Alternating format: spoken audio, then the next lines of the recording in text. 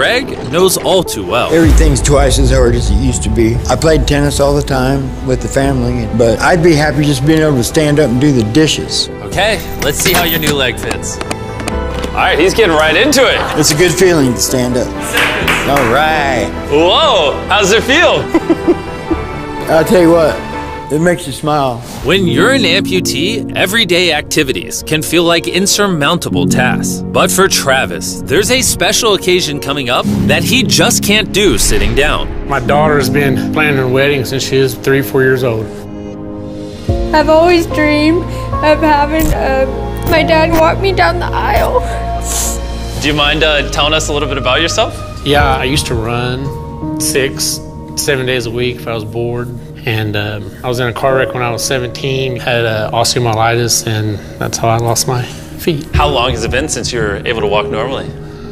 I don't know what normal is anymore. Are you guys excited to see him walk again? Yeah, super excited. Here's your right leg, here you go, and here's the left leg.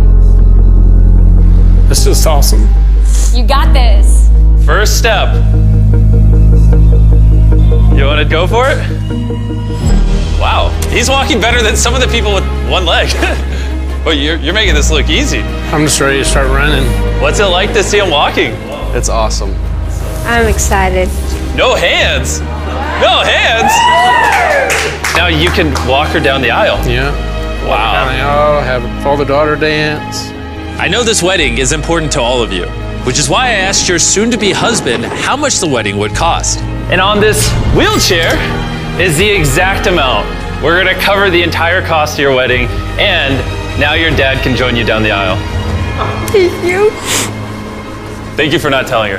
I really appreciate it. Thank you so much. The real question though is, are we invited? Yeah. Gotta bring some feastables. Oh, deal. And he wasn't kidding. Later in this video, we actually do go to Travis's daughter's wedding. And while we're paying for all the prosthetics in this video, that won't always be the case. And while $5,000 to $50,000 is already too expensive for most people, that price tag is felt even heavier in developing countries. Which is what brought me to Guatemala to meet David, who founded the Range of Motion Project to address the lack of prosthetics for the underprivileged. One of the ways that prosthetic care gets delivered to the poor is poor technology. So what makes it so expensive? Very expensive pieces of technology. And David found a simple way to maintain quality at only 1/10 the cost. Everything that you see here is part of our global inventory of recycled components. So everything in this room is recycled from some other prosthetic. A lot of it is still functional. So if you have a prosthetic that you want to donate so he can use it to help more people, just go to this website right here. That's how he's able to make it so cheap so he can help the poorest of the poor all around the world. And for us, that means we can help even more people get back to their full lives here in Guatemala.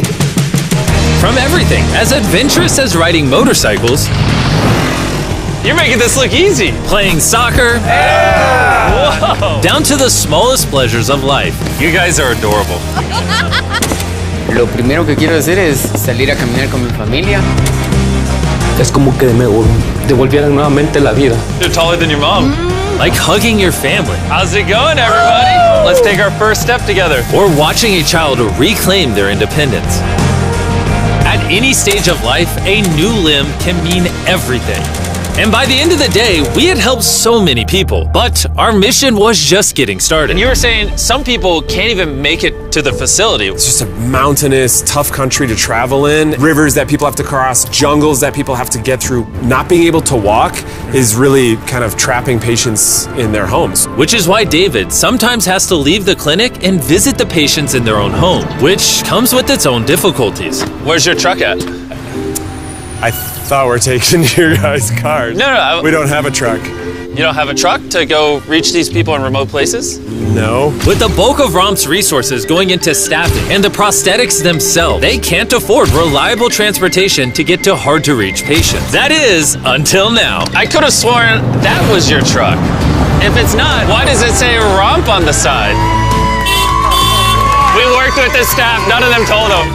This brand new $65,000 truck is fully equipped to traverse even the most difficult terrain. Thank you guys. Congrats, man. Let's go break it in by giving away some legs. All right. And the further away we got from the bustling streets of Guatemala City, I realized David wasn't kidding when he said these places were hard to get to. As we headed to a home located on the side of a literal volcano in the middle of the jungle.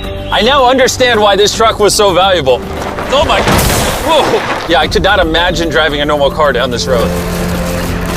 We finally made it here. And our journey up the volcano brought us here to meet Kevin, Hola. who was left severely burned and without either of his legs in an accident 24 years ago. You're living on the side of a volcano. How do you get around? This is very difficult terrain. Sí, es algo difícil. It's too rough for him, so someone actually does need to push him in a wheelchair. And that ends today. Gracias.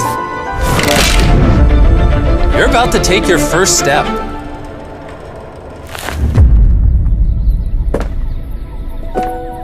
All right, now we're walking down the side of the volcano. Come on over here, Mom. Aww. mucho. Dios bendito sea. Son bastantes que a veces tienen dificultades y gracias al Creador por ponerlos en nuestros caminos. That made Kevin the 71st person we've helped walk again. And David and I took that momentum with us to help even more people over here in Ecuador. Like Kelly, who spent 6 days busing from Bolivia to here, not even knowing if she would get a prosthetic. Tenía mucho miedo porque nunca había salido de mi país y pese a todo me arriesgué porque no. This is why we're doing this video right here.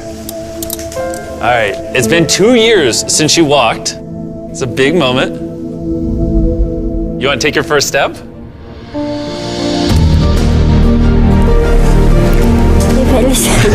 Kelly was so happy to be walking again that she then asked this.